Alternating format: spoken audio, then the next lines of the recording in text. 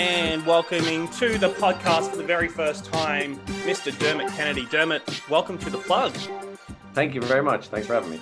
Thanks for coming on, man. I just mentioned we met all 30 seconds ago. I told you this has been a long time coming. We've tried to get you on a few times. It just hasn't lined up. Sure. Where are you right now? I know you're in the middle of a US tour. Yeah, so I am currently, we're on a day off in Madison in Wisconsin. Right, okay. I don't know if you know the situation in Australia right now, but we're fucked. We're like in week 6 Really? or 7 of a lockdown. So how is live shows? What is touring like? I completely forget. It was a funny thing, I gotta say. Our first gig back was in Nashville I couldn't tell you, about 10 days ago or something. And it was this interesting thing where even side of stage before we went on, I was like, this is huge. This is going to be euphoric. This is going to be the best feeling I've had in 2 years. Like, what an incredible moment to be back playing live music. And then it's not that it let me down, but it wasn't that immediate like rush of joy. It just wasn't. Like, I can't lie to you. It was mixed for sure. And we kind of dissected it as a band afterwards, and we were like, it felt like we had been off tour for like 2 days. Swear to God. It felt like we hadn't played a gig in 16 months, and it felt like it had literally been blink of an eye. I mean, it felt like we were in the middle of a tour. It was kind of strange. And honestly, like, tomorrow night, for example, will be like, I think the 7th gig of this tour, and it still feels like we're getting into it, we're getting used to it. And that's not surprising at all, I guess, because you've been away from it for so long, but it feels like we're still figuring out even how we feel. So this you said, what, 7 shows in that first show?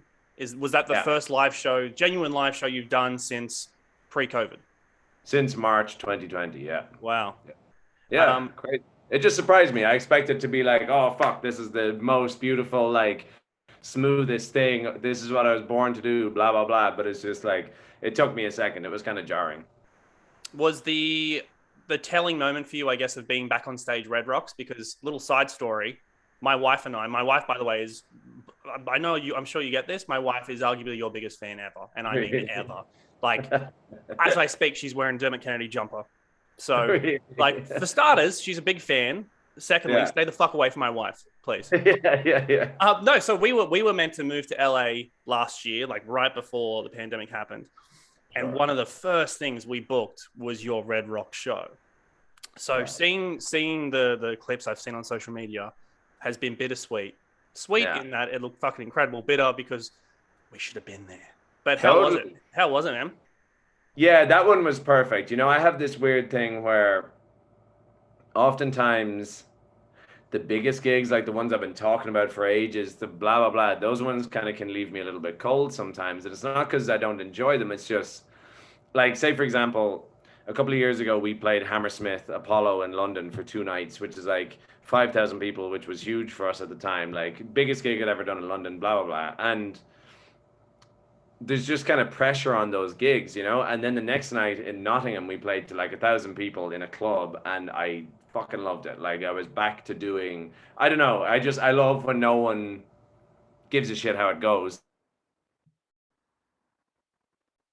Sometimes it can kind of feel a bit pressurized or something. So that's what I was worried about with Red Rocks, but it was perfect, honestly. I mean, main thing for me is, do you come away from a venue that historic and you're proud of what you did? And I thought I think we had a great show, and I think I can leave that, like, my first time playing Red Rocks, I'm really proud of how we did. Yeah.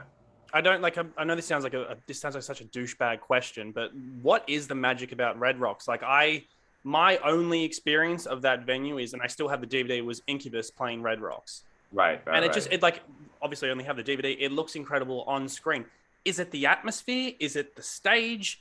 Is it the Denver crowd? Like, what is it? I guess it's a lot of things. I think, like, you can just tell everybody's excited to be there, and that all adds up, and then everybody's very nice to each other, and everybody's happy, and also, like, just the circumstances, like, post-COVID there, everybody's just very excited to be at a show, and so all that adds up. But I mean, yeah, like, and again, it's not a douchebaggy question, because, like, when you're standing there on stage and it's like these two giant rocks up the side, and then it's stars beyond that, and then everything in your foreground is just 10,000 people. It is like it's a very beautiful thing, and it is one of those things where you try and take a little snapshot because who knows? I was even saying like it was a funny one for me because that's the type of show that my parents and friends, all that would go to generally, but they couldn't. And so it was an interesting gig to play such a kind of a milestone show without family there and stuff like that. But also, like I said, it took a little bit of pressure off, and we just treated it like another show, and I think that helps a lot. Yeah. I know this is another weird question. Does it feel like that COVID enforced break was a break you needed to have? And again, little context here. My experience with you and your music can only come from that Australian perspective of seeing you live. You Yeah, you played your first show in Australia in April 2018. Then you right. were back in December 2018 for Falls Festival. Then you played some headline shows in January 2019. Then you were back for Splendid 2019. And Right. if it wasn't for COVID, you would have been back in Australia April 2020. So that's Right. 4 or 5 times in 2 years. And that's Yeah. just Australia. Like, did you feel a little burnout heading into what was a giant fuck up as far as COVID was concerned? um, I couldn't tell you. I mean, like the one thing I'm grateful for is I wasn't in that classic scenario of like, say for example, we were doing that US tour March 2020, then we would have gone to Australia, then we had some big Irish shows planned, and then somewhere in 2020/2021, I would have had to find little windows of time to try and make a really good second album, right? And I just there's no time, and so it's this thing where people are like, oh, that really difficult sophomore album. And it's like people don't get fucking time, especially these days. It's like say back in the past, you go away to Iceland for 2 months and make your album, blah blah blah, like live in the middle of nowhere. It's a lovely idea, but these days you can't go away for that long. And so like we were on tour constantly, and being on tour is what works for me. Like that's in this world of social media and like figuring all that other stuff out. At least touring feels very authentic and it feels very real, and it's where I can be my true self and progress and present myself the way I want to. So touring is great for me, but also I don't know, like if there was no COVID, I bet I wouldn't have burnt out, but I also didn't hate the time off either. You know what I mean? Yeah. Like it wasn't a bad thing, to go back to Ireland for a bit and just center yourself and live a somewhat normal life for a little bit. Yeah. I had a similar conversation with Dean Lewis a couple of months ago as well. And when you are an emerging artist and Yeah. you're just belting out good song after good song, your fan base is growing. Is there almost like a feeling like you can't hit the brakes? No, yeah, absolutely. Yeah. And also, like, I gotta say, I don't know, there's this thing. I did an interview in Ireland a while ago, like maybe even 2 years ago. It was when we were just about to play a couple of arena shows in Ireland right before Christmas. And the interviewer was like, would you not take some time off? And I was just like, why would I do that? And not in a corny way, like not in a Michael Jordan-y, like inspirational type way. It's just like, geez, like I have a moment now, maybe, like this is why I connect with hip hop so much and with athletes so much. It's like they grab that moment, and it's this thing where, and it's always an interesting balance between like being competitive but also being creative, because music isn't a sport, it's based on love and sensitivity and collaboration and all that. So you never want to be just like aggressively trying to win, but also you have this moment that you want to build on. And I gotta say, yeah, I don't think you can hit the brakes these days. I'm not sure. Yeah, because like we just spoke about Red Rocks, and I'm thinking about that April 2018 show. I actually don't know if you know this story. So for those who aren't aware of Sydney venues, your first show was at Oxford Art Factory, which Right. holds no more than like 500 people. Sure. Your drummer actually like went out. I don't know when he went out, maybe to have a drink. I have no idea what he did. But when he came back in, the security guard was like, no, you don't have a ticket. And he Really? had to get venue management to prove that he was a part of the band, because the security guard's like, Sure. fuck off, get out. And he's like, no, I am. And I remember my wife was there and she's like, that's his drummer. Like, we should help him out. And I was like, no, it's fine. So Right. again, that's just over 3 years ago. Fast forward where you are now. That's a pretty quick evolution. I can't imagine your drummer had trouble getting into Red Rocks. Yeah. Well, I mean, that happened to me literally yesterday. Where in junior tour? Where was I yesterday? Where did we play? Oh my God. We played Minneapolis yesterday. Right. And yeah, see, we get a pass, like an access all areas pass, and I lose it the day I get it. Like I'm just crap with stuff like that. So yeah, I did. I was accosted yesterday by security, but I also get it. Like they're just doing their job, and they don't give a shit who's playing there, so it makes sense. But yeah, no, I mean, like it's been a journey for sure, honestly. And this isn't a corny thing because I'm on the podcast. I really can't wait to get back to Australia because it's this thing where, like, say Red Rocks for example, massive venue. Ireland, we've got massive things planned. Everywhere things are growing, and I just want to make sure that happens in Australia too. You know, it's this thing where you just want to sort of build at the same level everywhere, right? Yeah. We want to do that, but yeah, again, so I'm in Sydney. We're in week 7 of a 9-week lockdown. It's probably going to be extended. It's really a matter of basically we dropped the ball when it came to vaccinations. So UK and US kind of got vaccinations out quickly. We're probably now, I would say, 3 to 6 months away from where UK or US is right now. Really? As far as getting those vaccinations up. Because, like, you know, the UK is still reporting like hundreds of thousands of cases a day, right? Or tens of thousands. I couldn't tell you. I stopped looking at numbers a while ago. But I guess the key thing is, not the key thing, but I guess ultimately it comes down to who's actually getting properly sick. I saw a CNN stat yesterday, and it was about people in the US, and it was 99.99% of fully vaccinated people aren't presenting severe cases. You know, the way some people are getting it despite their vaccine, like no one's getting in trouble if they're vaccinated. You know, like you might get sick, you might get a sore back, whatever it is, but like no one's going to, like, there's way less people going to ICU and dying, I guess. It's a grim chat, but yeah. Are you, then this could put you in the hot seat unintentionally, are you going to instill one of those, if you're not vaccinated, you can't come to a headline show of mine? Couldn't tell you, man. I'm not sure how I feel, honestly. It's like, it's a contentious subject. Yeah. Are we going to get to a point where like if me and you were in the same room and you're like, oh, I have COVID, that I don't need to run off, you know what I mean? Like that it's just like, oh, cool, I hope you feel better. I'm vaccinated, so it'll be fine. You're vaccinated, you'll be fine, whatever.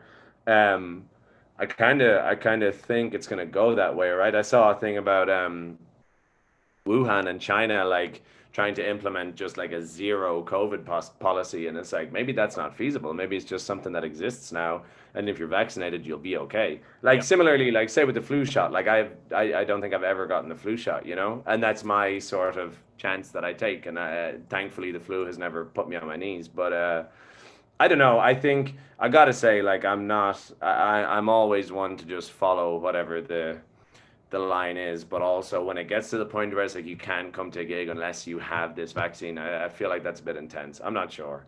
Yeah. Is it been weird in the US playing these shows or even Lollapalooza? Like that was what, 40, 50, 60,000 people there? Oh man, at least. I think it's like 100,000 people a day, yeah. Oh, Jesus Christ. Did you at any point, did you feel unsafe? Nah, no. I mean, I got COVID in January, got vaccinated in March. I mean, I don't know. Yeah, I don't know. I feel like I'm so far from the demographic that should be concerned, right? Yeah. And also, I saw a thing today about Lollapalooza. I think things are coming back saying there wasn't any sort of spike at all of cases, and that's 100,000 people standing in the field, you know? Yeah. Yeah. And that's the thing for Australia too, right? Like things like Splendor and all that, it's all outdoor. Like that's massively beneficial. Yeah, I mean, the Splendor's been like, it was meant to go ahead. Obviously, in 2020 got cancelled. They tried to do it in October, got cancelled. Then tried to do it this July, got cancelled, and they just did like a virtual thing last month. Yeah, I mean, Splendor, because you guys were so good. Like we were leading the world in how to manage COVID.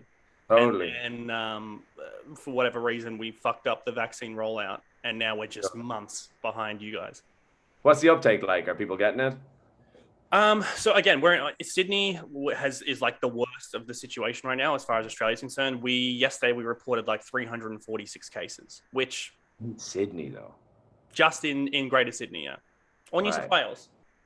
I look around to my team like we're all scientists. We have no fucking idea. But Greater Sydney's in lockdown. Sure. It started with like 30, 40 cases because but that's always kind of been, we've been like the laughing stock to America because like they're reporting tens of thousands, hundreds of thousands and haven't really locked down. They're like, you're locking down over 40 cases. What's wrong with you people? But I Yeah. think the idea is if you let it get out of control, then you will get to those numbers. Sure. And without Anyway, vaccines, what much do you do? COVID chat. Yeah, fuck COVID. Um, What else do you want to talk about? I did want to talk about with Better Days. Can you Yeah. clarify for me? Is this going to be the first single on the second album? I don't think so. I mean, like, if I'm being totally open with you, we just, it's just like, it's just a song. And I'm not even concerned about like management or anybody listening to this and being like, oh, it is. Because I honestly think it's just been a while since I brought out a song. Maybe it'll be the first single off the album. I think in terms of creative, in terms of the production, everything that song's about, I think we all kind of consciously weren't being like, this is the vibe for second album. It's not. It's just like it's a stepping stone in the career, you know. I feel like whatever happens next will be the vibe. And then also it's like it's like talking about the way the industry is, it's kind of hard, right? To bring out a single and to be like, oh, this is the direction for the new album. And it's like that's so counterproductive in a way. It's like, how do I get the whole story of an album into this one single? So it's kind of weird. But nah, honestly, like I was just excited to bring out a song because I know it had been a long time and it's been fun playing it live because the live stuff is the best sort of indicator and it's been really really good. Yeah. How long ago was this song in the pipeline?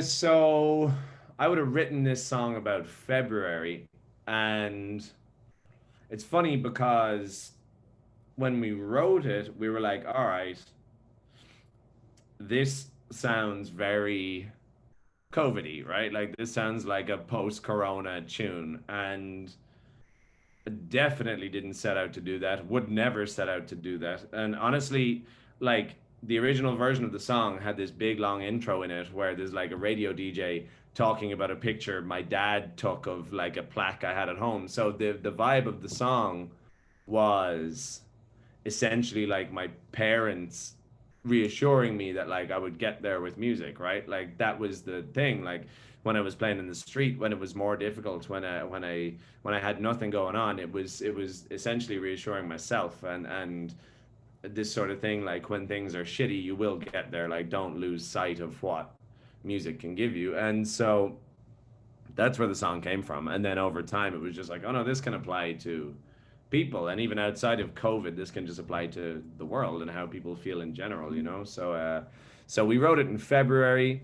We had a lot of different versions of this song. There was one that was acoustic. It was just like piano and strings, and I gotta say, like that was the one I was in love with for a long time. And then Dan sent his version, and it was it was like hard for me to get with at first. It really took me a sec, and I struggled. Like, cause what happens to me is I'll fall in love with one version, and then if something changes at all, I find it really hard to adapt. And Dan sent this one, and I think honestly, I'm in awe of people like Dan because they have this crazy sort of awareness of where culture is and how things will grow on people. Whereas to me, I'm just like, does it sound good right now? Do I love it? Then yes. And that's the way I've always operated. So the way someone like Dan can have the foresight for like how you'll feel about it in 3 months is amazing, and how it'll translate live, stuff like that. And also, to be honest, like when I bring out that song, and a certain tiny chunk of people are like, "Oh, I wish this was like this way," it kind of makes me a bit excited. You know what I mean? Like I would hate if it was just people who are like, oh, cool, yeah, he did that thing again. Like, that's very easy to do, you know? Like, you want people to think it's weird, and you want, I don't know, you just want to push it a little bit. So does it sound like anything else that you're writing for this new album? Because for fans of yours, they'll know you just posted that video on YouTube like a week ago, and you drove through Eau Claire in Wisconsin, which is the hometown of Bon Iver, your hero. How many songs did you write based on that trip alone? Yeah, I mean, I got a bunch. I swear, like, where I'm at the moment, it feels like for album two, my favorite songs and the best ones are ones where it was just like sitting around a piano, like just sitting there with the guitar, things that came about in a very basic way. And so we're currently at a point where, similar to Better Days, we're trying to push them on a bit, you know, and not just be like, oh, here's a piano and vocal, and here's a guitar and vocal. So I've got all these songs I'm very proud of, and now it's about deciding what world they live in. And it's interesting because you can pick a world that's like, say, culturally relevant, or you can pick a world that pushes your own boundaries and gets you out of your own comfort zone, which is a healthy thing, but also you don't want to do it just for the sake of it. And sometimes a beautiful song can be a beautiful song, just piano and vocal. And so it's about discerning which song deserves what. And honestly, sometimes that feels harder than writing them. Does the second album Syndrome Stigma worry you at all? Nah, I don't think so, man. That's great. Like, well, I think it's interesting to be in a very unique scenario where, like, I'm bringing out, like, my second album has been made in the midst of a global pandemic. I'm like, this is very, like, you know, because so many people are like, oh, second album, blah blah blah. You think about like Mumford and James Bay and all these people. Uh, it's like that's a hard thing to do. And so, but I've also been in this very unique scenario where I've gotten so much more time than I would get in under normal circumstances. And so that's been interesting, but it's also taken a lot of worry away. I mean, I was talking to someone about this yesterday. Like, I go between being super concerned and it feels very complex, and it's like, oh, I have to do this and you have to push it in this way. And then honestly, sometimes you just get clarity and you're just like, it's just songs. You don't, like, people just want to hear your songs, you know?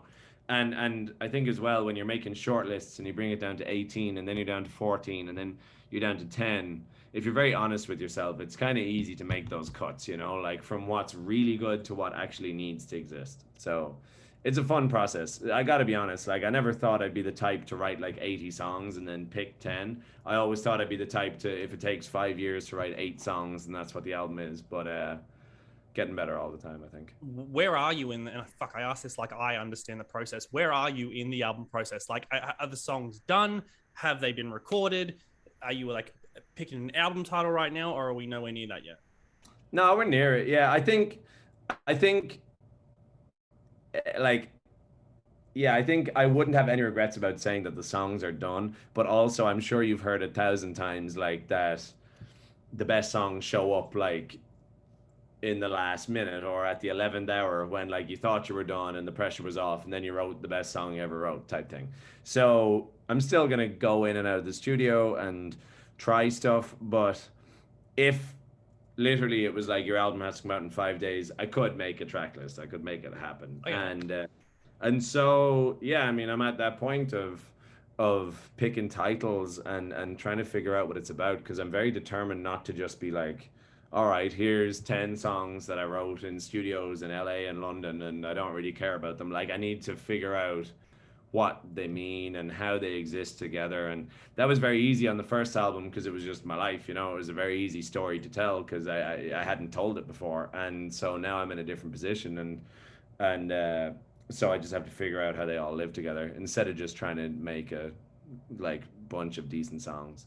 Is there anything you can give me for exclusivity's sake? Because I don't know if you know, there are multiple Dermot Kennedy fan pages. My wife Right. is the head honcho of almost all of them. Yeah, she's the This is admin the on it. part of the this is the part of the podcast that they're gonna fucking rip and say, look, this piece of information. Is there anything you can give me? If not, just so I can impress my wife, for God's sake. Well, I mean, for the for those types of fan pages and stuff, I'm honestly just like, what I would say is like, don't like, don't worry. Like, I don't lose sight of the start of this at all. You know, I'm still an acoustic singer songwriter. I really do see myself in that way. And no matter what I do, and no matter how it gets pushed and how I push it and how it feels, it's like, it's just music too, right? Like, if I bring out a song in October and literally everybody hated it, I'd just be like, fine, I'll get it next time. You know, like, I don't know. I feel like it's too easy to put too much pressure on every single fucking choice you make. And ultimately, I started making music because it's fun, right? And it's enjoyable. And so you try and push it and But I would like people to know, and this isn't necessarily exclusive, but I would just, it's reassuring, I would hope, because I would like people to know that, like, on every project I make, whatever heart they saw on the project from the beginning, it will not lose that. You know, I'm always trying to hold on to that. And that's the thing, like, I could easily get into sessions with all these big name producers and like write 10 hits. I know I could do that and be like, "Oh, here's my pop album where I'm trying to like do all this shit and platinum, blah blah blah." And it's like, no, because I'm a massive Bon Iver fan. All like, I don't know. I will always pepper enough stuff throughout the album that it's an actual project with meaning and feeling, so that it's not just me trying to further my career. I swear to God, it will always be for the sake of the music instead of just me trying to do clever stuff. Yeah, but I mean, like you think about like your Kanye West Heartless cover. Yeah. You did a cover of Matt Corby's Resolution. You're going to be on the Metallica covers album. Is that out yet? I No, it's think not. so. Is Nope, it it's not? not. My yeah, very wise team of scientists just went no. No, yeah, no. yeah. So you which song did you do? Was it Enter Sandman or Nothing Else Matters? No, I did Nothing Else Matters. Yeah. Yeah, right. Okay. Can you tell us anything about that? Yeah, I mean, it That was just sounds fun. really fucking cool. It was, yeah, it was just this, it was this weird instance where I went into the studio completely by myself. And so it's this thing where you never really know when you're done, right? Like I quite like being in the studio with other people I trust, and they'll be like, "Cool, we got it." Whereas in this scenario, I was just like, "I think I did it," and because I'm rarely in there like fully by myself, and so I did like a shitload of takes, and I was just like, "Okay, I'm pretty sure I'm not going to do it better than that," and so that's where it is. It was very enjoyable. It like it's kind of cool when you take some of those songs and you peel them Mm. back, and you're like, "Oh, no, it's a fucking great song." Yeah, and we know your hip hop influences, but it's funny you just mentioned like you could get into the studio with just a big name producer and churn out a pop album. Yeah, Bon Iver fans might know that he just did last year did a song with Taylor Swift, Exile, which is arguably one of the best songs of last year. sure. Has that ever crossed your mind of like, yes, you're not going to create a pop album, but if a gigantic pop star wanted to work with you on something, is something that you'd entertain? Bon Iver kind Totally. of proves that you absolutely can and could. Totally. And I think it's funny. That was a good lesson to me because say say for example, these gigs didn't happen, right? But we were meant to do these shows with Taylor Swift at SoFi Stadium in LA, which is like a 5 million jillion people, and uh, and we were supposed to play support. And it was when she had her Lover album out, which was super colorful, pop, like super out there. And the gig was going to be called Loverfest, and I was offered it, and like, don't get me wrong, like for like I was flattered because I was like, shit, like that's huge, and then. But I was reluctant because I was like, that's so far pop. And when I think about who I was when I was 19, I'm like, wow, Dermot, like that's a big sort of departure from who you were then, which is fine too, because you change all the time and you're learning all the time. And even in retrospect now, I'm like, man, you'd be so stupid to turn that down. But what I mean is, I could have made that decision on off that current album, and then Folklore comes out, and it's like, oh man, like I would jump at the chance to be at any gig involved with that. You know what I Yeah. mean? And it's interesting when, because so many choices you make, you're like, oh, is this cool? Like, would Justin Vernon do this? Would my favorite artists like do something like this? Blah blah blah. And then Justin Vernon comes out, does a song with Taylor Swift, and you're like, it's just cool. It's just music, right? Like it's just, I don't know. I think to any young artist, I'm like, don't get hung up on what's cool. Like if it feels good, just fucking do it. Was that Taylor story? Surely that's an exclusive because I've never heard of that in my life. Yeah, I couldn't tell you. Now, obviously, COVID killed all the gigs, which is crap. But we got one But exclusive in the end. Yes. yeah. But nah, she's awesome. And what I guess for me, it was just like, I don't know, when Justin came out and did the song with her, and obviously she's kind of an anomaly because no one doubts her credibility, right? Like she's a phenomenal songwriter, been around, like has achieved everything basically. But like what I mean is like, say for example, when Justin Vernon did the song with Francis and the Lights and Kanye, and there was like the dancing in the video. I was just like, this is cool. Like, I'm a fan of Justin Vernon, so I just like. It's not that like I'm a fan of his songs, and if he does one song I don't like, I'm no longer a fan. It's like I'm a fan of that person. Kanye's a good example of that. It's just like that guy. It makes great stuff, you know. So I feel like you just have to stay true to that. And if something feels good, just do it. Like, don't get hung up on whether it's cool or not. Have you reached that stage of your career where you have the balls to pick up the phone and call Justin? I mean, like, Working on it. like it's not even that. It's like that connection could get made, but also I feel like what he does is just so authentic that at times you just have to be like, cool, like you exist, I exist, I think you're incredible. Like if you've ever heard anything I do, then unbelievable. Like that makes me feel great.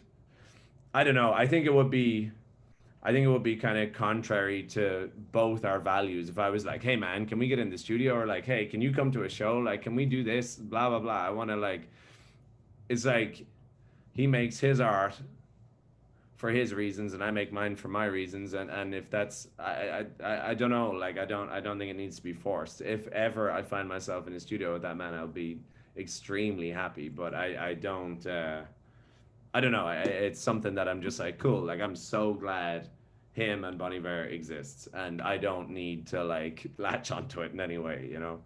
My only, I know you wouldn't even know this. My only experience with you backstage at a music festival was Splendor, and you were meant to Right. do the podcast, but you were really, really sick. And I kind of saw Oh you man, I was wandering. struggling. I saw you wandering around. I was like, that man does not look in good shape. But Yeah. have you had that experience where you're backstage and you're like, holy shit, there's that person? Do you be the humble musician who respects their space, or do you say, fuck that? When am I going to meet this person ever again? I'm going to go say hi. Right. Because I Yeah. mean, I had that experience with you, and I thought he just looks like he just vomited everywhere minutes I ago. think I actually did. Swear to God. And I don't get nervous or anything. So You look very pale. right. So for that trip, I this is like a gross story. For that trip, I woke up at 4 in the morning in Ireland to go to the airport, felt sick, got in the car, drove down to my girlfriend's house, got sick in her house, then drove to the airport, got sick outside the airport, then got sick down the front of my hoodie in the queue to check in. And then I was like, okay, well, I can't look like I'm sick or else they won't let me on the flight. So checked in like dying.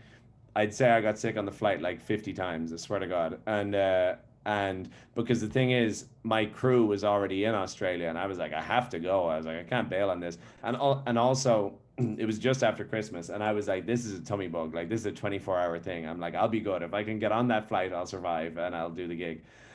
And I had like, you know, when you get sick so much that you have like the burst blood vessels in your eyes, I had that, and I had a pulled muscle here as well from just like puking Why constantly. didn't you just say I can't do this? Don't know. You just can't. You can't. It's just like not in a corny way, but I'm just like you're getting paid to go to Australia and play music. Do you know what I mean? Like, I like that attitude.